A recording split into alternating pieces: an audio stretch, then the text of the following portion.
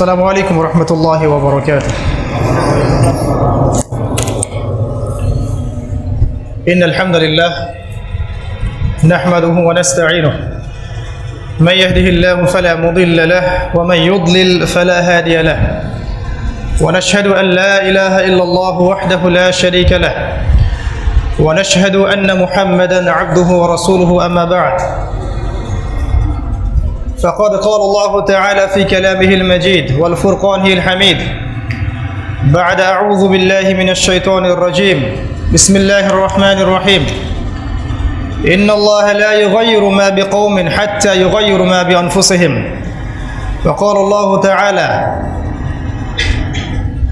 يا أيها الذين آمنوا اتقوا الله حق تقاته ولا تموتن إلا وأنتم مسلمون وقال الله عز وجل كم من فئة قليلة غلبت فئة كثيرة بإذن الله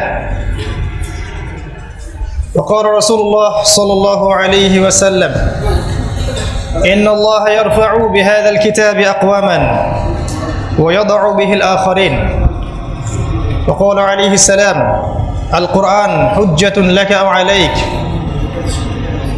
رب اشرح لي صدري ويسر لي أمري واحلل عقدة من لساني يفقه قولي اللهم فقهنا في الدين وعلمنا التأويل آمين يا أرحم الراحمين اللهم يسر ولا تعسر وتمم علينا بالخير آمين يا أرحم الراحمين الحمد لله যাবতীয় প্রশংসা এবং গুণগান একমাত্র মহিয়ান ও গরিয়ান আল্লাহ সুবহানাহু ওয়া তাআলার জন্য, যে আল্লাহ রাব্বুল আলামিন আজকে শাওয়াল মাসের 7 তারিখে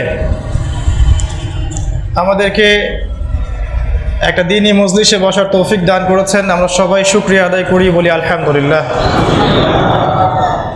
অগণিত অসংখ্য দরুদ এবং সালাত বর্ষিত হোক মহান আল্লাহ প্রেরিত সর্বশেষ নবী, চূড়ান্ত নবী, মানবতার মুক্তির দূত মুহাম্মদুর রাসূলুল্লাহ সাল্লাল্লাহু আলাইহি ওয়াসাল্লামের প্রতি। আমরা দরুদ পাঠ করি আল্লাহুম্মা সাল্লি আলা মুহাম্মদ ওয়া আলা আলি মুহাম্মদ কামা সাল্লাইতা আলা ইব্রাহিম ওয়া আলা আলি ইব্রাহিম ইন্নাকা হামিদুম মাজিদ। اللهم بارك على محمد وعلى آل محمد كما باركت على إبراهيم وعلى آل إبراهيم إنك حميد مجيد। সম্মানিত উপস্থিতি, আপনারা কেমন আছেন?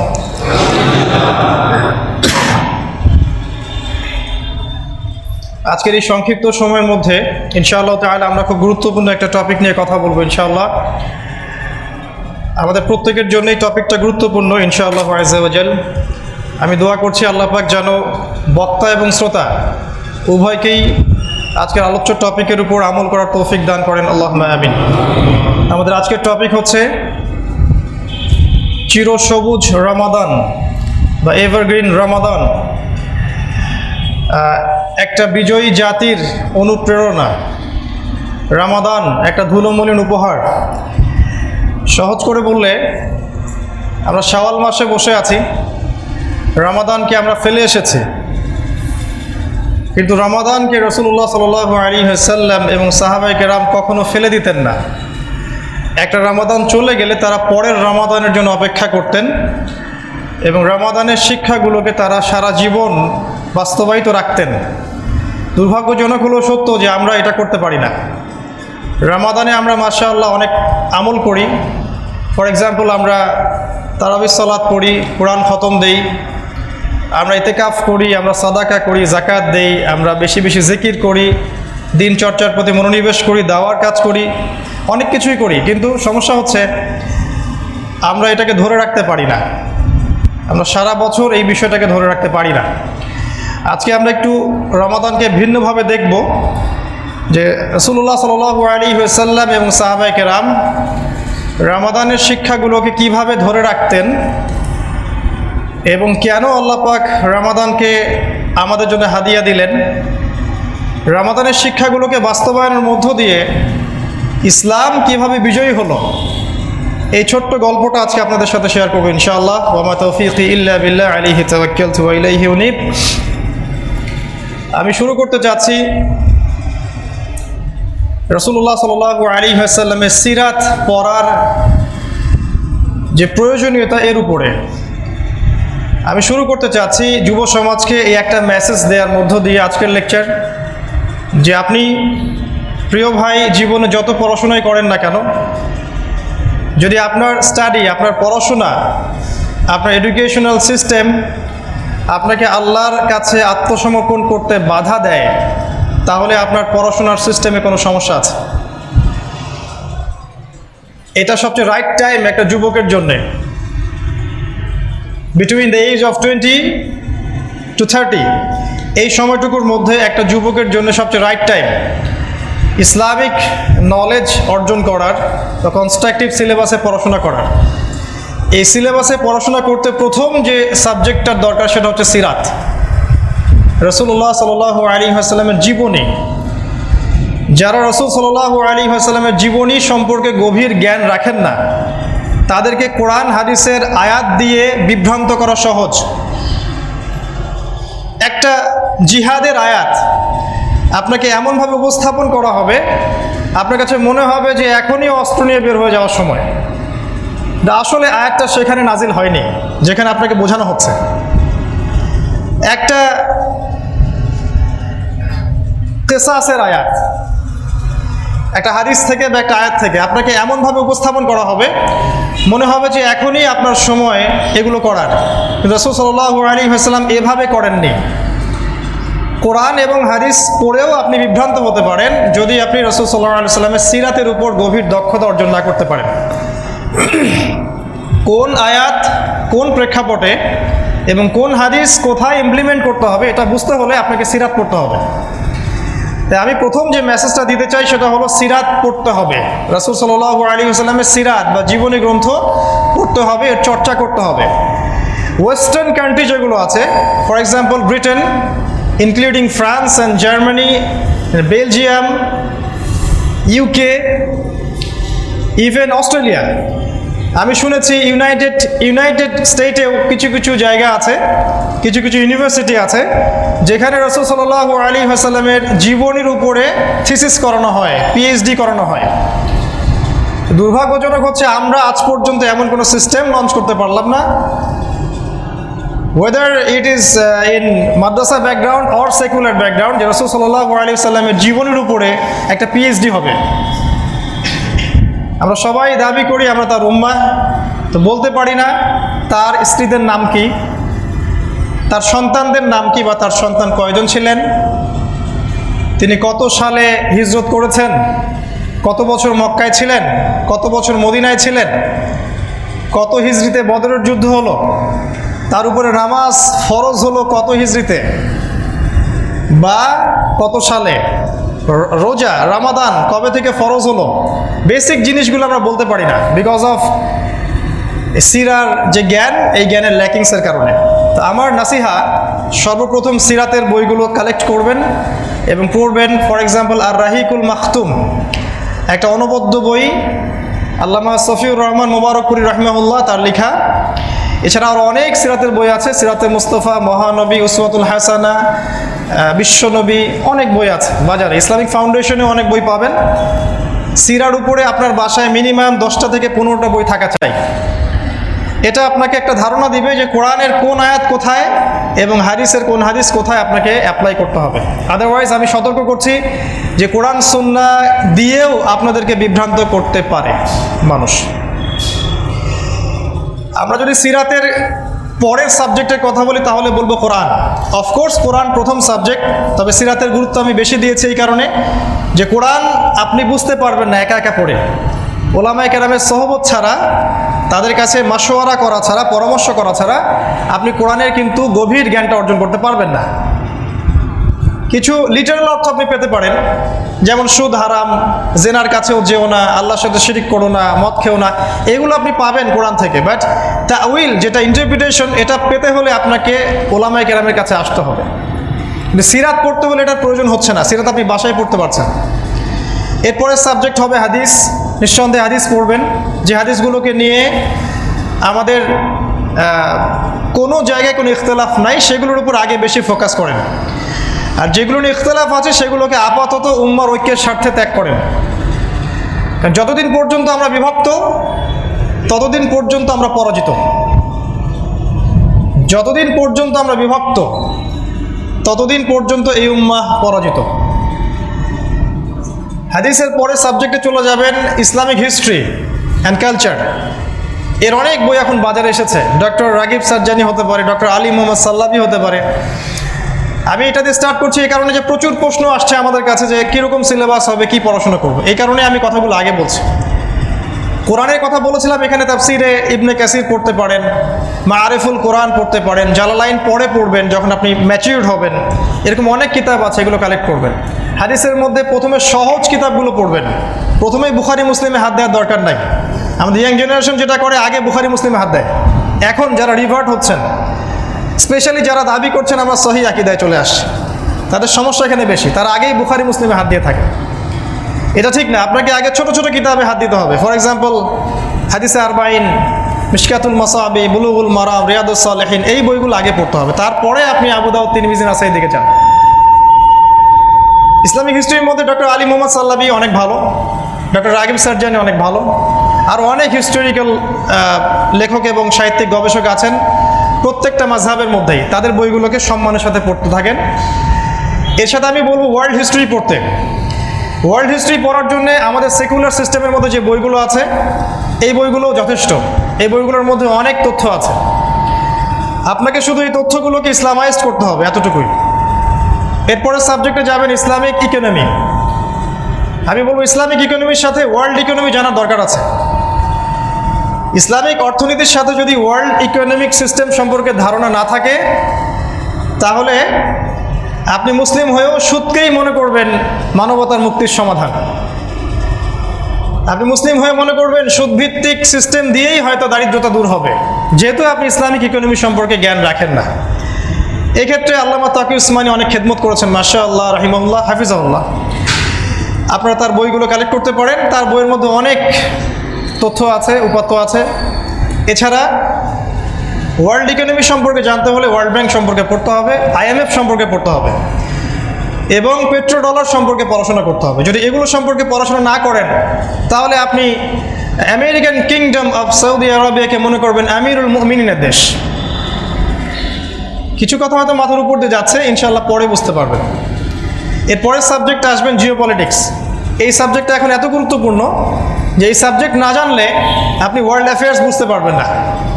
ইসলাম একটা বৈশ্বিক ধর্ম, বৈশ্বিক রিলিজন, এটা কোনো পারিবারিক বা ব্যক্তিগত রিলিজন নয়।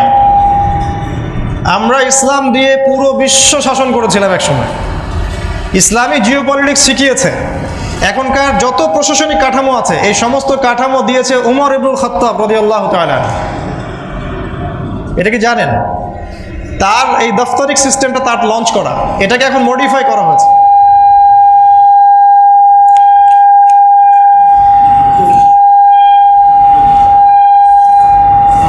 সাউন্ডটা একটু কমাই দিতে ভালো। ঠিক আছে, বসো। তো জিওপলিটিক্স পড়তে হবে। আপনারা অনেকে পড়েন সাবজেক্টটা, আমি জানি, যারা বিসিএস কোচিং করেন, যারা চাকরির জন্য ইন্টারভিউ দিতে যান, আপনারা চলতি বিশ্ব, আজকের বিশ্ব, এরকম অনেক বই পড়েন, কারেন্ট অ্যাফেয়ার্সগুলো পড়েন। কিন্তু আমার নক করার জায়গা অন্য একটা জায়গায়। এই বিষয়গুলো আপনাকে চূড়ান্ত সত্যের জ্ঞান দিবে না। আপনাকে এই জ্ঞানগুলোর সাথে কোরআন এবং হাদিসকে মিলাতে হবে। স্পেশালি কোরআনিক জিওপলিটিক্স এবং হাদিসের মধ্যে শেষ জামানা সম্পর্কে যত হাদিস দেয়া আছে, এগুলো যদি মিলাতে না পারেন, তাহলে আপনি বর্তমান প্রেক্ষাপটকে বুঝতে পারবেন না। যেমন আমরা বলছি সামনে নিউক্লিয়ার যুদ্ধ হতে যাচ্ছে, আপনারা তো রাষ্ট্র নিয়ে চিন্তিত বেশি, আমরা বিশ্ব নিয়ে চিন্তিত। বিশ্বের সামনে একটা ম্যাসাকার অবস্থা আসতে যাচ্ছে। আখিরুজ্জামানের জ্ঞান আমাদেরকে এটা বলে যে ওয়ার্ল্ড যে কোনো সময় একটা নিউক্লিয়ার যুদ্ধের দিকে চলে যাবে। ওয়ার্ল্ডের দারিদ্রতা আরও বেড়ে যাবে, মহামারী আরও বাড়তে থাকবে, ভাইরোলজিক্যাল ওয়ার হতে পারে, যেটাকে আমরা বলি যে বায়ো ওয়েপেন্স। ওয়ার্ল্ডের ম্যাপটা ছোট হয়ে আসতে পারে এবং পপুলেশন কমে যাবে ইনশাআল্লাহ। এবং সামনের যে দিনগুলো আসতে যাচ্ছে, দিনগুলো একটা আরেকটার থেকে বেশি ভয়ঙ্কর হতে যাচ্ছে। আমরা অনেকদিন আগে বলেছিলাম যে মহামারীর সিজনগুলো যখন চলে যাবে, ওয়াবাদাহু সানাওয়াতু জালাজিল, এরপরে আসবে ভূমিকম্পের বছরগুলো। এরপরে আসতে যাচ্ছে ওয়ার্ল্ডের দিকে ভূমিকম্পের বছরগুলো। সানাওয়াত, সানা শব্দের বহু বচন, বছরগুলো, জালাজিল, জালজালার বহু বচন, এগুলো সামনে আসবে। মনিটরি সিস্টেম কলাপস করে যাবে। আমি বলেছি পেপার মানি কলাপস করে যাবে, ইলেকট্রনিক মানি চলে আসবে, ডিজিটাল মানি সব। এবং আপনারা সম্পত্তি হারাতে পারেন যদি এই কিনা আপনি সম্পদ সোনা বা রূপা বা জমি বা গবাদি পশুতে ইনভেস্ট না করেন। এই কথাগুলো তারা হয়তো মানবে না বা বুঝবে না যারা এই সম্পর্কে জ্ঞান রাখেন না। তাদের প্রতি আমাদের কোনো আক্রোশ নাই, কারণ আমরা সবার জন্য নাসিহামূলক কথা বলছি। কেউ আমাদের শত্রু না, কোনো মাযহাবের মানুষ বা কোনো তরিকার মানুষ বা কোনো রাষ্ট্র বা কোনো গভর্নমেন্ট কেউই আমাদের এনিমি নয়। তাদের প্রত্যেকের জন্য নাসিহামূলক কথা আমরা বলছি on the basis of Quran and সুন্নাহ। যদি ইচ্ছা হয় বা আমার কথাগুলো বা আমাদের কথাগুলোকে গবেষণা করে মনে হয় যে হ্যাঁ এটা ঠিক আছে, এর বেইজ আছে, only then you should accept my opinion. Otherwise আপনি আমার কথাগুলোকে নিয়ে ডাস্টবিনে ছুঁড়ে মারেন, কোনো সমস্যা নেই। আমরা আমাদের টিচারদের কাছে এটা শিখেছি। তারা বলতেন যখন আমরা কোনো ওপিনিয়ন দিব কোরআন এবং সুন্নাহ থেকে, you should not accept it. তোমার কখনো এটা অ্যাকসেপ্ট করার দরকার নাই until or unless you are convinced that I am correct. যখন আপনার কাছে মনে হবে যে এটা কারেক্ট, তখন আপনি নিতে পারেন, তার আগে নয়। আমরা আপনাদের চিন্তার দরজাটা খুলতে চাচ্ছি আর কি। এই সাবজেক্টগুলো পড়াশোনা করেন প্রিয় ভাইরা, ইনশাআল্লাহ আগামী দিনগুলো ভালো হবে। আর এই সাবজেক্টগুলো একদিনে পড়ে শেষ করা যাবে না, আপনাকে একটা ধারাবাহিক সময় ধরে পড়াশোনা করতে হবে। অবশ্যই ওলামায়ে কেরামের সোহবতে গিয়েই পড়বেন, তাদের সাথে মাশওয়ারা করবেন, পরামর্শ করবেন। একা একা কোনো ফতোয়ায় চলে যাবেন না, কোনো ডিসিশনে চলে যাবেন না, এটা আমার নাসিহা। আজকে আমি যেটা বলতে যাচ্ছিলাম, রমাদানের শিক্ষাগুলোকে ধরে রাখার ব্যাপারটা একটু আমি আপনাকে পিছন থেকে নিয়ে আসতে চাই। রাসূলুল্লাহ সাল্লাল্লাহু আলাইহি ওয়াসাল্লাম মক্কায় কত বছর ছিলেন? কত বছর ছিলেন? 13 বছর। 10 বছর? 13 বছর। মক্কায় 13 বছর, মদিনায় প্রায় 8 থেকে 10 বছর। মক্কার 13 বছর রাসূল সাল্লাল্লাহু আলাইহি ওয়াসাল্লাম সাহাবায়ে কেরাম প্রচণ্ড নির্যাতন সহ্য করেছেন, তাই না? ইসলাম ছিল সংকীর্ণ, অল্প কিছু মানুষের মধ্যে। যখন উমর এবং হামজার মতো মানুষ ইসলাম কবুল করলেন, তখন ইসলাম একটু শক্তিশালী হলো আর কি। যাই হোক, এক পর্যায়ে কিন্তু আমাদেরকে হিজরত করে চলে যেতে হচ্ছে কোথায়? মদিনায়। এখানে একটা প্রমাণ আছে, একটা অঞ্চল যদি ইসলামের অনুকূলে না হয়, তাহলে সেখানে অরাজকতা সৃষ্টি করার দলিল নাই কোরআন হাদিসে। বরং সেখান থেকে আপনাকে চলে যেতে হবে অন্য কোনো জায়গায় যেখানে ইসলামের অনুকূল পরিবেশ আছে। ইব্রাহিম আলাইহিস সালাম চলে যাননি নাকি তার রাজ্যের মধ্যে অরাজকতা সৃষ্টি করছে? আসহাবুল কাহফ চলে যান নাই? চলে যাওয়া একটা ফ্যাক্ট।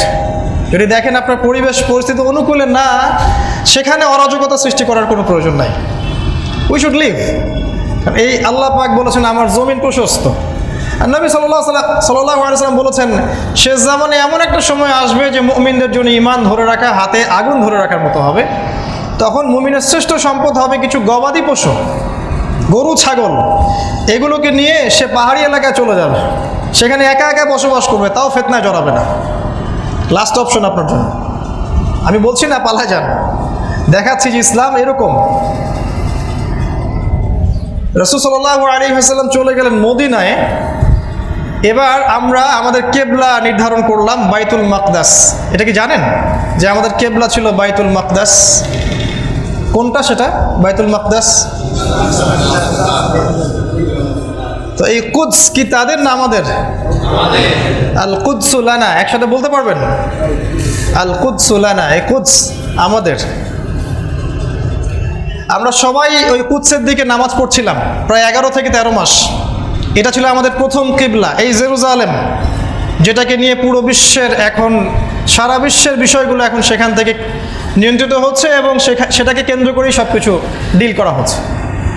আর এখন কি অবস্থা আপনারা জানেন, নতুন করে বলার কিছু নাই। ওটা আমাদের কিবলা ছিল। কেন আমাদের কিবলা ছিল? আর রাসূল সাল্লাল্লাহু আলাইহি ওয়াসাল্লাম কেন সেখান থেকেই মেরাজে গেলেন? তিনি মক্কার হারাম থেকে কেন আল্লাহর কাছে গেলেন না? ভালো প্রশ্ন। আল্লাহ পাক জগৎবাসীকে দেখিয়ে দিলেন যে আমরা নতুন কোনো উম্মাহ নই, আমরা সেই একই উম্মাহ যেটা ইব্রাহিম আলাইহিস সালামের উম্মাহ। ওরা আর আমরা একই, আমরাও আহলে কিতাব। ওদেরকে বলা হচ্ছে তাওরাত এবং জাবুরের অনুসারী, আমরাও সেই লেগেসি ধারণ করছি। আমরা নতুন কোনো আকাশ থেকে পড়িনি এই উম্মাহ। আর ইব্রাহিম আলাইহিস সালাম সম্পর্কে আল্লাহ পাক কি বলেছেন? মা কানা ইব্রাহিম ইয়াহুদিয়্যান ওয়ালা নাসরানিয়া ওয়ালাকিন কানা হানিফাম মুসলিমা। ইব্রাহিম আলাইহিস সালাম ইহুদি ছিলেন না এবং খ্রিস্টান ছিলেন না, বরং তিনি ছিলেন একজন একনিষ্ঠ মুসলিম।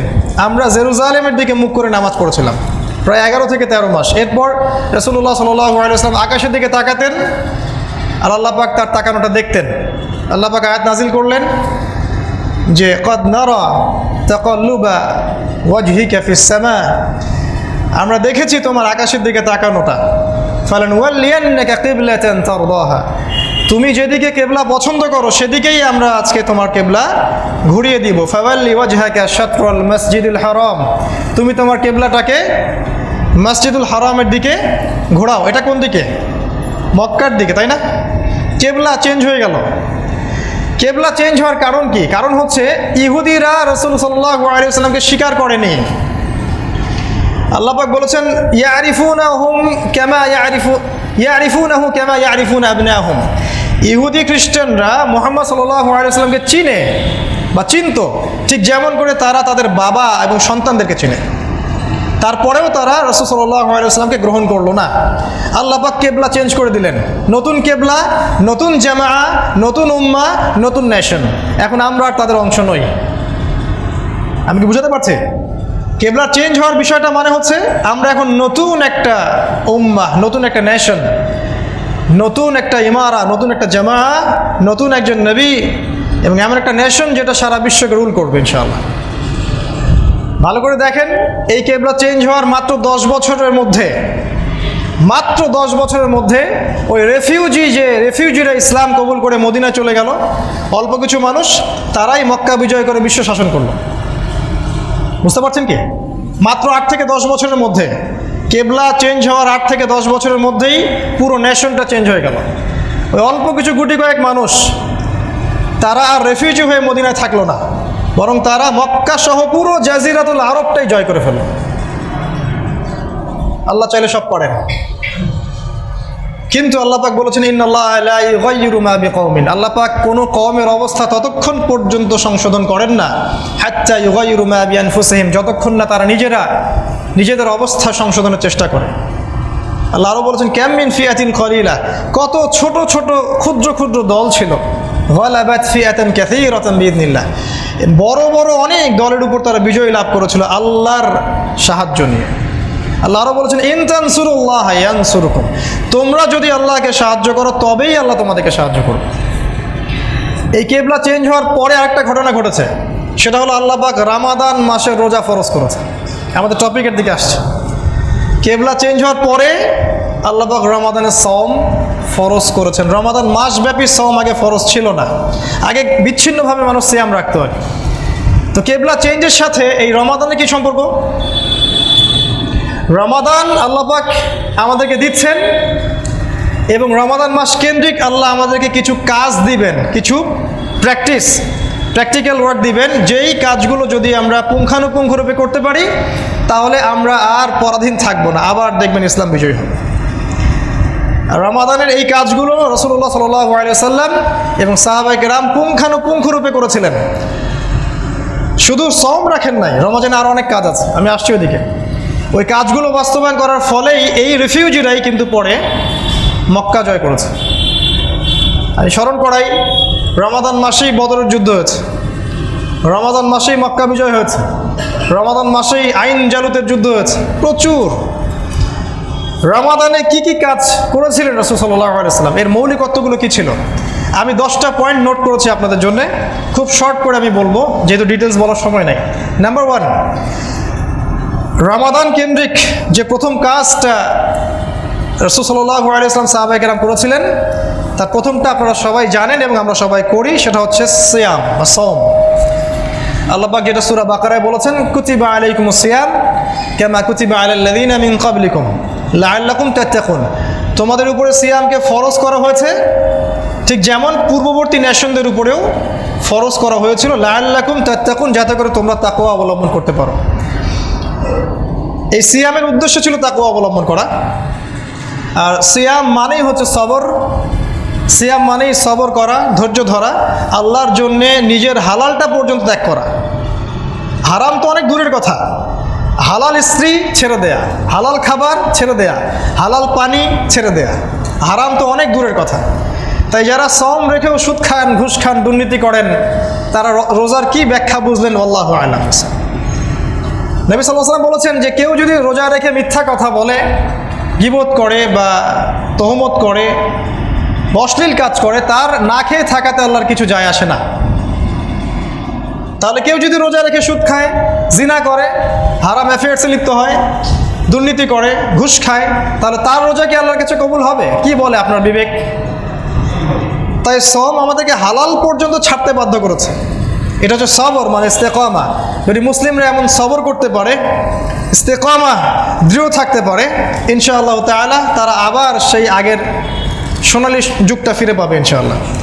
এটা ছিল প্রথম শিক্ষা সওমের। একটা পয়েন্ট বলি, কুতিবা আলাইকুমুস সিয়াম, এর ডানে একটা আয়াত আছে কুতিবা আলাইকুমুল কিসাস, আর বামে একটা আয়াত আছে কুতিবা আলাইকুমুল কিতাল। গ্রামার যারা জানেন, ওস্তাদদের কাছে গিয়ে এগুলোর গ্রামাটিক্যাল প্যাটার্নটা বুঝে নেবেন যে কুতিবা আলাইকুম মানে কি। আমি বলতে চাচ্ছি না সঙ্গত কারণে। দ্বিতীয় যে কাজটা রাসূল সাল্লাল্লাহু আলাইহি ওয়াসাল্লাম সাহাবায়ে কেরাম করেছিলেন রমাদান মাস কেন্দ্রিক, সেটা হলো তাকওয়া। রমাদান মাসে সওম রাখার মধ্য দিয়ে তারা তাকওয়া অবলম্বন করেছেন। তাকওয়া কি জিনিস? আমার সুন্দর টুপি, আমার জুব্বা, আমার পাগড়ি এবং দাড়ি, তাই না ভাই? তাকওয়া কি জিনিস? রাসূলুল্লাহ সাল্লাল্লাহু আলাইহি ওয়াসাল্লাম বলেছেন তাকওয়া হাহুনা, তাকওয়া এইখানে, কলিজার দিকে ইশারা করে বলেছেন 3 বার, তাকওয়া হাহুনা, তাকওয়া এখানে। তাকওয়া মানে হচ্ছে আল্লাহ পাকের সমস্ত নিষেধ বর্জন করা, আল্লাহকে ভয় করা। ঠিক যেমন সওম রেখে আমরা আল্লাহকে ভয় করে খাবার ছেড়েছি, গোপনে খাবার খাই নাই, গোপনে পানি খাই নাই, স্ত্রী সহবাস করতে পারতাম, কেউ দেখতো না, কিন্তু করিনি। আল্লাহকে ভয় করে, এর নাম তাকওয়া। উম্মার প্রত্যেকটা যুবক যুবতী, আমাদের মুরব্বী কেরাম সবাই যদি এই তাকওয়াটা আমরা অর্জন করতে পারি, ইনশাআল্লাহ তাআলা রমাদানের শিক্ষা জীবিত থাকবে এবং উম্মাহ বিজয়ী হবে ইনশাআল্লাহ। আর আল্লাহ পাক কিন্তু বলেছেন, আল্লাহ পাক ধৈর্যশীলদের সাথে আছেন, আল্লাহ পাক মুত্তাকিদের সাথেও আছেন। এটা আল্লাহর মাইয়াত, আল্লাহ পাক সাথে আছেন। আর আল্লাহ যার সাথে আছেন তার কোনো চিন্তা নাই ইনশাআল্লাহ। কারণ দুনিয়ার জীবনটা খুব তুচ্ছ। আজকে আমরা এই মসজিদে যারা আছি, এখানে অনেক রকম মানুষ আছি, আজকে আমরা বিভিন্ন ঘরানা থেকে, আমরা সবাই মারা যাব, আমরা সবাই মারা যাব, এটাই বাস্তব। আল্লাহ পাক আমাদের তাকওয়া অনুযায়ী আমাদের বিচার ফয়সালা করবেন। তাই এখন যারা আমরা বেঁচে আছি, আমরা সবাই মারা যাব, এই কথাটা আমাদের সবার ভালো করে হৃদয়ঙ্গম করা উচিত। যদি আমরা সবর, ইস্তেকামা এবং তাকওয়া অর্জন না করতে পারি, তাহলে মৃত্যুর পরের জীবনটা আমাদের জন্য ভালো হচ্ছে না। আমরা কেউ পৃথিবীতে চিরকাল থাকতে আসেনি, আল্লাহ পাক এই বিষয়টা বোঝার তৌফিক দান করুন। 3 নম্বর যে বিষয়টা রাসূল সাল্লাল্লাহু আলাইহি ওয়াসাল্লাম সাহাবায়ে কেরাম করেছিলেন এবং রমাদানের বিশেষত্ব ছিল, সেটা হচ্ছে আল কোরআন। আপনি দেখবেন সূরা বাকারায় একটা আয়াত আছে, শাহরু রমাদান আল্লাযী উনজিলা ফীহিল কোরআন। রমাদান সেই মাস যেই মাসে কোরআন নাজিল করা হয়েছিল। রমাদান মাসে এত কিছু আমরা কেন করি? কারণ হচ্ছে একটাই, এই মাসে কোরআন নাজিল হয়েছে এবং এই মাসেই পূর্ববর্তী সমস্ত আসমানি কিতাব নাজিল হয়েছে। এই মাসটা ওহী নাজিলের মাস। এই যে কোরআন নাজিল করা হলো, এই কোরআন কেন্দ্রিক রাসূল সাল্লাল্লাহু আলাইহি ওয়াসাল্লাম সাহাবায়ে কেরাম কিছু কাজ করেছিলেন। তারা কোরআন বিশুদ্ধ করে পড়তে শিখেছেন, তারা কোরআনের অর্থ বুঝেছেন, কোরআনের আদেশগুলোকে মেনে চলেছেন, নিষেধগুলোকে বর্জন করেছেন, কোরআনের দাওয়াত মানুষের কাছে পৌঁছে দিয়েছেন এবং কোরআনের যে লসগুলো, শরিয়া ছিল, এগুলোকে তারা বাস্তবায়িত করেছিলেন। এই হকগুলো আদায় করেছিলেন বিধায় আপনি দেখবেন রমাদান মাস পাওয়ার 8 বছর পরে মুসলিম উম্মাহ আর দুর্বল নাই, তারা শক্তিশালী। তো এই কোরআনের প্রথম একটা বিধান ছিল ইকরা, পড়ুন। আজকে আমরা পড়তে চাই না, আমি শুরু করেছি এই জন্য পড়ার কথাগুলো দিয়ে, সাবজেক্ট এবং সিলেবাস বলে দিয়েছি, আপনারা পড়তে থাকেন। আমরা যদি না পড়ি, পড়াশোনার চর্চাটা না করি, তাহলে আমাদের ঈমান কমে যাবে। সত্যি কথা এটা। শেষ জামানায় আমল দিয়ে ঈমান ধরে রাখা যাবে না, শেষ জামানায় আমল দিয়ে ঈমান ধরে রাখা যাবে না। পড়াশোনা, জ্ঞান চর্চার মধ্য দিয়ে আপনাকে ঈমান ধরে রাখতে হবে। একটা সাবজেক্টে আপনি পড়াশোনা করবেন গভীরভাবে, দেখবেন আপনার ঈমান তাজা হচ্ছে। পড়বেন না, দেখবেন ঈমান আস্তে আস্তে কমে যাচ্ছে। আল্লাহ রসুলকে প্রথম আদেশ দেওয়া হচ্ছে পড়তে, অতএব পড়তে শিখুন, পড়ুন, প্রচুর পড়তে থাকেন। আপনাকে বিশ্ব, রাষ্ট্র, পলিটিক্স, ইকোনমিক্স এগুলো নিয়ে চিন্তা করতে হবে না আপাতত। আপনি খালি পড়তেই থাকেন, খালি পড়তে থাকেন। আগামী 5 বছর পড়বো এরকম চিন্তা করেন যে আমি আগামী 5 বছর পড়াশোনা করবো ইনশাআল্লাহ। ডানে বামে দেখবো না কোনো কিছু, কোনো দল, কোনো সংগঠন, কোনো এই ফেরকা টেরকা এগুলোতে ঢোকার দরকার নেই আপনার। আপনি পড়তে থাকেন, খালি পড়াশোনা করেন। কারণ এখন কোনো সিদ্ধান্ত নেবেন আপনি, এটা প্রিম্যাচিউর সিদ্ধান্ত হবে। পড়াশোনা করে আপনি জ্ঞান অর্জন করেন, আপনার হিকমা প্রজ্ঞা বাড়বে, তখন একটা ডিসিশন নেবেন, দেখবেন ডিসিশনটা ম্যাচিউরড। অতএব পড়তে শিখুন ইনশাআল্লাহ। এবং কোরআন, এই কোরআনের হক যদি আমরা আদায় করতে পারি ইনশাআল্লাহ আমরা বিজয়ী হব। যদি আদায় করতে না পারি আমাদের পরাজয় কেউ ঠেকাতে পারবে না। আল্লাহ রসুল বলেছেন, আল কোরআন হুজ্জাতুন লাকা ওয়া আলাইক, কোরআন তোমার পক্ষে দলিল অথবা তোমার বিপক্ষে দলিল। একটা হাদিস বলছে, আল্লাহ রসুল বলেছেন, ইন্নাল্লাহা ইয়ারফাউ বিহাযাল কিতাবি আকওয়ামান, আল্লাহ পাক এই কিতাব দিয়ে বহু জাতিকে সম্মানিত করবেন। ওয়া ইয়াদাউ বিহিল আখারিন, অনেক জাতিকে আল্লাহ পাক এর কারণে অপদস্থও করবেন। মানে কোরআন মেনে চললে সম্মানিত করবেন, মানবে না অপদস্থ করবেন। অপদস্থ আল্লাহ একদিনেই করতে পারেন, বিশ্বাস করেন। দেখছেন সব সাজানো গোছানো পরিপাটি, একদিনে আল্লাহ পাক এমন ডিজাস্টার দিয়ে দিবেন, শেষ ন্যাশন। দলিল নেবেন, ওই যে আদ জাতিকে দেখেন, সামুদ জাতিকে দেখেন, শুআইব আলাইহিস সালামের কওমকে দেখেন, কওমে মাদিয়ানকে দেখেন, আসহাবুল উখদুদকে দেখেন, ফিরআউনকে দেখেন, ইব্রাহিম আলাইহিস সালামের ট্রাইব নমরুদদেরকে দেখেন। একদিন লাগে আল্লাহ পাকের। অতএব আল্লাহর বিধান, আল্লাহর কোরআনের বিরুদ্ধাচরণ করবেন না। দুনিয়ার কোনো স্বার্থে, আল্লাহর ওয়াস্তে কোরআনের কোনো বিধানকে ঠাট্টা বিদ্রুপ করেন না, তুচ্ছ তাচ্ছিল্য করেন না। কবর জাহান্নামের টুকরা হয়ে যাবে, সতর্ক করছি আমরা। আর আপনি কোরআন মানতে পারেন বা না পারেন, অ্যাটলিস্ট মনের মধ্যে আকীদাটা রাখেন যে হ্যাঁ, কোরআনই চূড়ান্ত সত্যের উৎস, কোরআনই সত্য মিথ্যা চূড়ান্ত মানদণ্ড। আমি দুনিয়াবি অনেক স্বার্থে পারছি না, আল্লাহ আমাকে মাফ করে দাও, আল্লাহ মাফও করতে পারেন ইনশাআল্লাহ। আচ্ছা, আকীদাগত পরিবর্তন নিয়ে আসেন। 4 নাম্বার, রমাজান মাসে আমরা পড়েছি তারাবি, এটা রমাজানের বৈশিষ্ট্য ছিল। তারাবি কি জানেন? এটা শুধুমাত্র ইমামের কেরাত শোনা নয়, শুধুমাত্র ইমামের সাথে দাঁড়ায় ইমাম গড়গড় করে পড়ে যাবে আর আমি কিছুই বুঝবো না, এটা তারাবি নয়। তারাবি হবে সুললিত, ধীর স্থিরভাবে, এবং মুসল্লিরা কোরআন বুঝবে। দুর্ভাগ্যজনক আমরা বুঝি না কোরআন কি বলছে। খেয়াল করে দেখেন, কোরআন আমরা পড়ি সবাই, অর্থটা বুঝি না। হাত উঁচু করতে পারবেন 100টা আয়াতের অর্থ কারা বোঝেন কোরআনের? আমরা বাংলাদেশের আবেগী জনগণকে দেখেছি, আমরা কিন্তু আবেগী জনগণ। যখন দেখবেন কেউ রাইজ করছে তার পিছনে অনেক মানুষ, যখন দেখবেন তাকে ধরে জেলে ঢুকাইছে পিছনে কেউ নাই। সত্যি বলছি, আমরা আবেগে চলি। আবেগ একটা ঝোঁক তুলে দিল, এই দিন কায়েম করতে হবে, নামো সবাই রাস্তায়, বাস নামে গেল রাস্তায়। বুঝলেন না যেটা নামলে কি হবে, ম্যাচিউর ডিসিশন নাই। আমরা কোরআনের অর্থ বুঝি না, কিন্তু জিজ্ঞাসা করেন কোরআনের জন্য জীবন দিতে প্রস্তুত। জিজ্ঞাসা করে দেখেন, যে বইয়ের জন্য জীবন দিতে প্রস্তুত সে বইয়ের অর্থ বোঝে না, আবার সে বইয়ের তিলাওয়াতও নিয়মিত করে না। অর্থ বোঝা তো দূরের কথা। যাই হোক, আল্লাহ পাক বোঝার তৌফিক দান করুন, আল্লাহুম্মা আমিন। আমরা তারাবি সালাত বলছিলাম, যেটা শুধু তোতা পাখির মতো তিলাওয়াত করা নয়, এটা ছিল একটা জামা। খেয়াল করে দেখেন, একটা এলাকার মধ্যে তারাবি সালাত হয়, সে এলাকার সব মানুষরা আসেন, একটা ঐক্য, একটা জামা, একসাথে আল্লাহর সামনে দাঁড়ানো, সালাত পড়া, কোরআন তেলাওয়াত করা। এই জামা বা ঐক্যের শিক্ষাটা রমাদান আমাদেরকে দিয়েছিল। কিন্তু আপনি খেয়াল করে দেখেন, রমাদান মাসে আমরা বিভক্ত, আমাদের মধ্যে কোনো ইউনিটি নাই। আমি কোনো সেক্টরিয়াল ডিভিশনের অন্তর্ভুক্ত নই, আমি সালাফি নই, আমি কোনো দেওবন্দি, বেরলভি, আট্রসি, মাইজবান্ডারি নই, আমি অনলি একজন মুসলিম। যদি আপনার কোনো অ্যালার্জি থাকে আমার এই কনসেপ্টে, প্লিজ লিভ মি অ্যালোন, আমাকে ছেড়ে দেন একা একা। আমি আপনার সাথে তর্ক করতে যাচ্ছি না, বাট আমি কোনো সেক্টরিয়াল ডিভিশনের অন্তর্ভুক্ত নই। আমরা যারা সেক্টরিয়াল ডিভাইডেড, এই ডিভাইডেশনটা আমাদেরকে আজকে এই জায়গায় নিয়ে আসছে।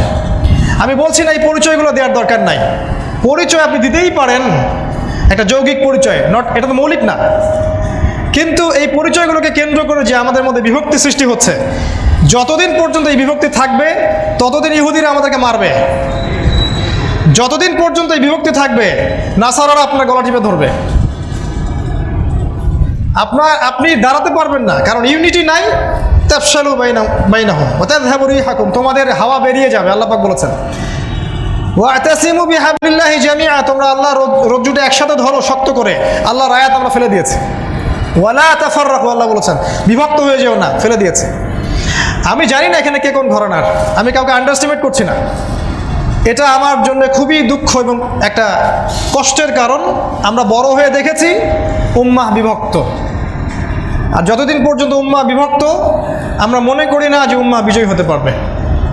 এতে এই বিভক্ত উম্মার ফিউচার নাই। এর মধ্যে যারা ইউনিটি নিয়ে কাজ করবে তাদের ফিউচার আছে।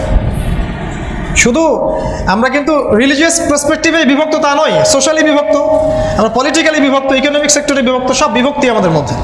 অথচ আমরা সবাই কিন্তু আল্লাহর বান্দা, আমরা সবাই মুসলিম। তো আজকে যারা এইভাবে ওয়ান উম্মার কথা বলছি, ট্যাগ লাগিয়ে দিচ্ছে, এর জঙ্গি হয়ে গেছে, এর সন্ত্রাসী হয়ে গেছে। উম্মাকে কি দিলেন এতদিন ধরে বিভক্তি ছাড়া? আল্লাহ পাক বোঝার তৌফিক দান করুন। আমরা জানি কারো মধ্যে সব বিষয়ে একমত হবে না কখনো। এটা সম্ভব না যে একটা সেক্টরে 100% কপি পেস্ট হবে। নো, সাহাবায়ে কেরাম রাদিয়াল্লাহু তাআলা আনহু কোনোদিনও তারা সব বিষয়ে একমত ছিলেন না। তাদের মাঝে ইখতিলাফে অনেক বিভক্তি ছিল, তারপরেও তারা একসাথে ছিলেন, ওয়ান উম্মাহ ওয়ান জামাআহ। আমরা সেটা করতে পারিনি। তারাবির সালাত আমাদেরকে ঐক্য শিক্ষা দিয়েছিল, আমরা আজকে সেটা ভুলে গেছি। যদি আমরা তারাবির সালাত থেকে ঐক্য শিখতে না পারি, তাহলে আমাদের ভবিষ্যৎ ভালো নেই। কথাগুলো যত দ্রুত বুঝবেন তত ভালো ইনশাআল্লাহ। রমাদান দিয়েছে আমাদেরকে ইসলামিক ভ্রাতৃত্বের বন্ধন। খেয়াল করে দেখবেন, রমাদানে আমরা একসাথে ইফতার করেছি, একসাথে আমরা যে হালাকাগুলো করেছিলাম, একসাথে ঈদের সালাত আদায় করেছি। ঈদের সালাতে আমরা সবাই এসেছি, একসাথে কোলাকুলি করেছি, একই প্লেটে খাবার খেয়েছি। আমরা সাদাকা করেছি গরিব মিসকিনদেরকে, যাতে ওরাও আমাদের সাথে শরীক হতে পারে। আমরা ফিতরা দিয়েছিলাম, হাদিয়া তোহফা দিয়েছিলাম। রমাদান শেষ, সব শেষ। রমাদান শেষ, আর কোনো ভ্রাতৃত্ব, ভালোবাসা, হৃদ্যতা নাই। যদি আমাদের মধ্যে ইন্টারনাল হৃদ্যতা না আনতে পারি, তাহলে আপনি আমি একটা বিজয়ী জাতি হতে পারবো না। এগুলো উম্মার ঐক্যের জন্যে খুব ফলপ্রসূ। 6 নম্বর যেটা, সেটা হচ্ছে, আমি শেষ করছি একটু পরেই, সেটা জাকাত। রমাদান মাসে আমরা দিয়েছিলাম জাকাত, বা জাকাত কেন্দ্রিক ইকোনমিক সিস্টেম, মনে আছে কি? রমাদানে আমরা জাকাতগুলো দিয়েছিলাম। তো অনেকে অনেক সময় জাকাত দিয়ে থাকে, সমস্যা নেই। অনেকে অনেক সময় জাকাত দেয়, বাট বেশিরভাগ মানুষ রমাদান মাসে জাকাতটা দিতে পছন্দ করে বেশি। জাকাত যে ইসলামিক ইকোনমিকের বেস, এটা আমাদেরকে পড়ানো হয়নি মাদ্রাসায়। পরে আমরা শিখেছি যে জাকাত হচ্ছে ইসলামিক ইকোনমিক্সের বেস। জাকাত, সাদাকা, গোল্ড এবং সিলভার, এগুলো ইসলামিক ইকোনমিকের বেস। আর আল্লাহ পাক দিয়েছিলেন ব্ল্যাক গোল্ড, অয়েল। আমরা জাকাত সাদাকা কেন্দ্রিক ইকোনমি বাদ দিয়ে রিবা কেন্দ্রিক ইকোনমি নিয়েছি। আর অনেকদিন হাদিস বলেছি আমি, রাসূল সাল্লাল্লাহু আলাইহি ওয়াসাল্লাম বলেছেন, প্লিজ আমার দিকে তেড়ে আসবেন না। রাসূল সাল্লাল্লাহু আলাইহি ওয়াসাল্লাম, আপনার নবী বলেছেন, যে ব্যক্তি সুদ খায় সে যেন তার মায়ের সাথে জিনা করে। যে ব্যক্তি রিবার সাথে সম্পৃক্ত সে যেন 36টা মেয়েকে ধর্ষণ করলো, যে ব্যক্তি 1 দিরহাম সুদ খায়। তিনি বলেছেন, আমি 4 শ্রেণীর মানুষকে লানত করলাম, অভিশাপ দিলাম। নাম্বার 1, যে ব্যক্তি নিজে সুদ খায়। 2 নম্বর, যে সুদ দেয়। 3 নম্বর, যে সাক্ষী থাকে। 4 নম্বর, লিখে রাখে। আমার দিকে তেড়ে আসবেন না। আপনি রাসূল সাল্লাল্লাহু আলাইহি ওয়াসাল্লামকে হাউজে কাউসারে দেখে নিয়েন। কেন আপনি সব হাদিস বলেছেন? ওনাকে দেখে নিন। শুধু অনুবাদ করলাম। আপনার ইকোনমির মধ্যে যদি রিবার অর্থ ঢোকে, কোনো মুফতি নাই বাংলাদেশের, কোনো মাযহাবের, যিনি আপনাকে ফতোয়া দিতে পারে সেই ইবাদত কবুল হবে। কোনো মাযহাবের কোনো মুফতি ফতোয়া দিতে পারবে না যে আপনার রিজিকের মধ্যে সুদ আছে, ঘুষ আছে, মানুষের আত্মসাৎ করা টাকা আছে, হারাম টাকা আছে, ইবাদত কবুল হবে, কোনো মুফতি ফতোয়া দিতে পারবে না। তো আমাদের ইকোনমিক বেস ছিল রিবা কেন্দ্রিক ইকোনমি না, বরং জাকাত কেন্দ্রিক ইকোনমি, যেটা আমরা বাস্তবায়িত করতে পারিনি। আমরা অনুরোধ করব সবাইকে, যদি আমরা জাকাতটাকে একটা বাইতুল মাল কেন্দ্রিক করতে পারতাম, রাষ্ট্রীয়ভাবেই, সোশ্যালি যদি করতে পারেন করেন, পলিটিক্যালি রাষ্ট্রীয়ভাবে করতে পারতেন, আপনি বিশ্বাস করেন 1 বছরের জাকাতের টাকা দিয়ে এই বাংলাদেশের এত উন্নয়ন করা সম্ভব ছিল, যেটা 10 বছরের ট্যাক্সের টাকায় সম্ভব না। কারণ প্রচুর মানুষ আছে বাংলাদেশে যাদের জাকাত আসবে কোটি কোটি টাকা, কোটি কোটি টাকা জাকাত আসবে। প্রচুর মানুষ আছে, আমরা কালেক্ট করতে পারি না। যেহেতু আমরা এই সেন্সে যাচ্ছি না, ইনশাআল্লাহ তাআলা যখন ঈসা আলাইহিস সালাম আসবেন, আর তিনি আসবেন, এটা নিয়ে আমার মধ্যে ডাউট থাকা উচিত না। যখন ইমামুল মাহদী আসবেন, আর তিনি যে আসবেন সেটার জন্য জাস্ট অপেক্ষা করেন কিছুদিন। তখন অবশ্যই ইকোনমিক সিস্টেম লঞ্চ করা হবে যাকাত কেন্দ্রিক, এবং রিবা উঠে যাবে, এবং যত রকম হারাম ইকোনমি আছে এটাকে ভেস্তে দেওয়া হবে ইনশাআল্লাহ আযজা ওয়া জাল। রমাজান দিয়েছিল আমাদেরকে 7 নম্বর তাহাজ্জুদ। রমাজান আমরা তাহাজ্জুদ পড়েছি। তাহাজ্জুদ মানে হচ্ছে আল্লাহর সাথে শেষ রাতে একাকিত্ব বরণ করা এবং আল্লাহর সামনে দাঁড়িয়ে কি করা, নিজের মনের কথাগুলো আল্লাহর সামনে ঢেলে দেয়া। এটা আপনাকে আধ্যাত্মিকত্ব দিবে। তাহাজ্জুদ কি দিবে? আধ্যাত্মিকত্ব দিবে। যতক্ষণ পর্যন্ত উম্মার আমরা সবাই প্রত্যেকটা ইন্ডিভিজুয়াল আধ্যাত্মিকভাবে পরিশুদ্ধ হতে পারবো না, ততক্ষণ পর্যন্ত কিন্তু আমাদের দ্বারা বিজয় সম্ভব না। আবার বলছি, যতক্ষণ পর্যন্ত উম্মার প্রত্যেকটা মানুষ ইন্টারনালি পিউরিফাই হতে পারবো না বা আধ্যাত্মিকভাবে স্পিরিচুয়ালি আমরা পিউরিফাইড হতে পারবো না, ততক্ষণ পর্যন্ত আপনি দেখবেন আমাদের মধ্যে সেই নূর ও বাসিরা থাকবে না, উম্মাহ রাইজ করবে না। তাই আমরা যেন সারা বছর রমাদানে সে তাহাজ্জুদ ছেড়ে না দিই। রমাদানে আরেকটা বিষয় করেছিলাম, সেটা হলো ইতিকাফ। মনে আছে? ইতিকাফটা কী ছিল? এটা ছিল মূলত দুনিয়া থেকে ডিসকানেক্টেড হওয়া, দুনিয়া থেকে সম্পূর্ণ বিচ্ছেদ ঘটিয়ে আল্লাহর কাছে শেষের 10টা দিন পার করা, তাই না? আমার পরিবার ছেড়েছি, আমরা আমাদের মা বাবা স্ত্রী সন্তান ছেড়ে আল্লাহর কাছে এসেছি মসজিদে। এটা কি শিখাচ্ছে? এটা আপনাকে শিখাচ্ছে দুনিয়ার যে মোহ, চাকচিক্যতা, তাকাসুর, এখান থেকে বের হয়ে আল্লাহর সাথে সময় কাটানো। মনে রাখবেন, যতদিন পর্যন্ত এই মুসলিম উম্মাহ দুনিয়ার মোহে ডুবে আছে, দুনিয়ার ভোগবিলাস স্বার্থে ওই আরবদের মতো, ততদিন পর্যন্ত কোশ্চিনকালেও এই উম্মাহ বিজয় লাভ করতে পারবে না। প্যালেস্টাইনের একজন নেতা বলেছিলেন যে আমরা আগে ভাবতাম যে ইসরায়েল ফিলিস্তিন দখল করেছে, তো বলছেন যে আমরা যখন যুবক হলাম তখন জানতে পারলাম যে প্যালেস্টাইন বাদ দিয়ে ইসরায়েল পুরো আরবই দখল করেছে, মানে ওইটা বাদ দিয়ে সবই তার দখলে। তো এই ভোগবিলাসের কথা বলছি না, এই ভোগবাদীদের কথা বাদ দিয়ে ইতিকাফ আমাদেরকে শিখিয়েছে কিভাবে আমরা আল্লাহর সান্নিধ্যে আসবো, নৈকট্যে আসবো, দুনিয়াকে ত্যাগ করে দেবো, ছেড়ে দেবো। যতক্ষণ পর্যন্ত দুনিয়ার স্বার্থকে ক্ষুদ্রতর স্কেলে না রাখতে পারছি, ততক্ষণ পর্যন্ত দেখবেন আমাদের দ্বারা কিন্তু দিনের খেদমত সম্ভব হবে না। আর এখন আমাদের মতো যারা দাড়ি টুপি নিয়ে ঘুরি আর কি, আমাদের দ্বারাও দিনের খেদমত কম হচ্ছে। কারণ হচ্ছে আমরা দুনিয়ার মধ্যে ডুবে গেছি। সিরিয়াসলি বলছি, আমরা এখন দুনিয়ার ভিতরে ডুবে গেছি। একটা ইমামতির চাকরি আমার কাছে অনেক কিছু, একটা ওয়াজ মাহফিলের বক্তা হব অনেক ব্যাপার স্যাপার, অনেক ভাবসাব, অনেক কত পলিটিক্স। একজন প্রোগ্রাম ধরবে, মাঝখান থেকে এক পার্টির টাকা খাবে, একজন ড্রাইভার সে টাকা খাবে, আবার হাতে হাতে করে অ্যাডভান্স যেতে হবে, কত কাহিনী এখানে। নূর উঠে গেছে, বারাকা উঠে গেছে, ওই ইলমের সেই তেজটা উঠে গেছে। এই জন্য এগুলো হয়ে গেছে এখন ধর্মকেন্দ্রিক কিছু ব্যবসা। সবাই না, ইল্লা মাশাআল্লাহ। কারণ বাংলাদেশে এমন অনেক ওলামা কেরাম আছেন যারা কখনো অনলাইনে আপনি পাবেন না, তাদেরকে অফলাইনে পাবেন, তারা কখনো অনলাইনে আসে না। এত পরহেজগার, এত মুত্তাকি যে তারা কখনো অনলাইনে আসে না। তাদের জন্য হয়তো আমরা ঠিকই আছি। আর যাদেরকে দেখছি আমরা বেশিরভাগই প্রোটেস্ট্যান্ট, এবং আমরা যেটা বলি কনভেনশনাল। কিভাবে কনভেনশনাল? কারণ কোরআন সুন্নাহ হাতে থাকার পরেও আমরা ওয়ার্ল্ড অ্যাফেয়ার্সকে ডিল করতে পারছি না। মানুষ আমাদের কাছে এসে জিজ্ঞাসা করবে যে কোরআন সুন্নাহ দিয়ে এটা রেজাল্টটা বলেন যে এখন ওয়ার্ল্ড অ্যাফেয়ার্স যেদিকে যাচ্ছে সামনে কি হতে পারে। উল্টা আমরাই ওদের পিছনে ধর্ণা দিচ্ছি।